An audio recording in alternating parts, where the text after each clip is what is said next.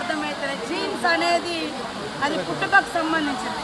అంటే ఈయనతోటి బీఆర్ఎస్లో తెలంగాణ వస్తే కొత్త సాంప్రదాయాలు కొత్త విధానాలని చెప్పి వచ్చిన తెల్లారే టీడీపీలో ఉన్నటువంటి వాళ్ళను కాంగ్రెస్లో ఉన్నటువంటి వాళ్ళను జైన్ చేసుకున్నప్పుడు వాళ్ళు ఏ జైన్స్ అనుకున్నవయ్యా నేను అడుగుతున్నా. 2018లో కూడా కాంగ్రెస్ పార్టీ నుంచి 13 మంది ఎమ్మెల్యేలను జైన్ చేసుకున్నావు. ఇవాళ వాళ్ళ పార్టీ నుంచి రాగానే ఇవాళ రకరకాలు మాట్లాడుతున్నారు. ఫస్ట్ నీ పార్టీలో జైన్ చేసుకున్నటువంటి వాళ్ళకు ఏ జీన్స్ ఉన్నాయని నువ్వు జైన్ చేసుకున్నావు. నీకు చిత్తశుద్ధి ఉంటే ఇవాళ కోర్టులో పోయి కొట్లాడుతున్నావు కదా, మరి ఆ రోజు వెంటనే తీసుకొని మంత్రులుగా కూడా చేసారు.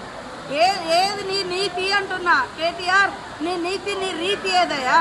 ఆ రోజు తలసాని శ్రీనివాస్ యాదవ్ను సబితా ఇంద్రారెడ్డిని తీసుకొని ఎమ్మెల్యేలుగా తీసుకొని అదే గవర్నర్ దగ్గర తీసుకుపోయి అత్యంత నీచంగా హేయంగా నువ్వు మంత్రి పదవులు కూడా ఇచ్చి రాజ్యాంగాన్ని ఉల్లంఘించిన నువ్వు ఇవాళ రాజ్యాంగ ధర్మాసనం కాడికి పోయేటువంటి అర్హత నీకుందా? ఫస్ట్ ఇప్పటికైనా నేను సవాల్ చేస్తున్నా.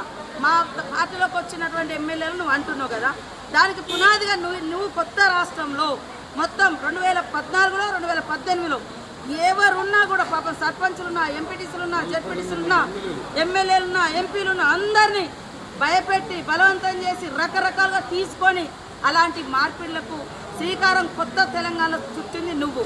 నీకు రాజ్యాంగం మీద గౌరవం ఉంది. ఇల్లో పోయిరంటే మరి నీ పార్టీలో ఉన్న ఒక్కరిని కూడా ఎందుకు నువ్వు రాజీనామా చేసి మళ్ళీ ఎలక్షన్కి రాలే? ఇవాళ డిమాండ్ చేస్తూ ఉన్నావు. అదే కాకుండా ఇప్పటికీ మేము సవాల్ చేస్తున్నాం. మీ పార్టీలో ఇతర పార్టీ నుంచి వచ్చిన వాళ్ళు ఇప్పుడు కూడా గెలుచున్నారు, వాళ్ళని కూడా రాజీనామా చేయించు.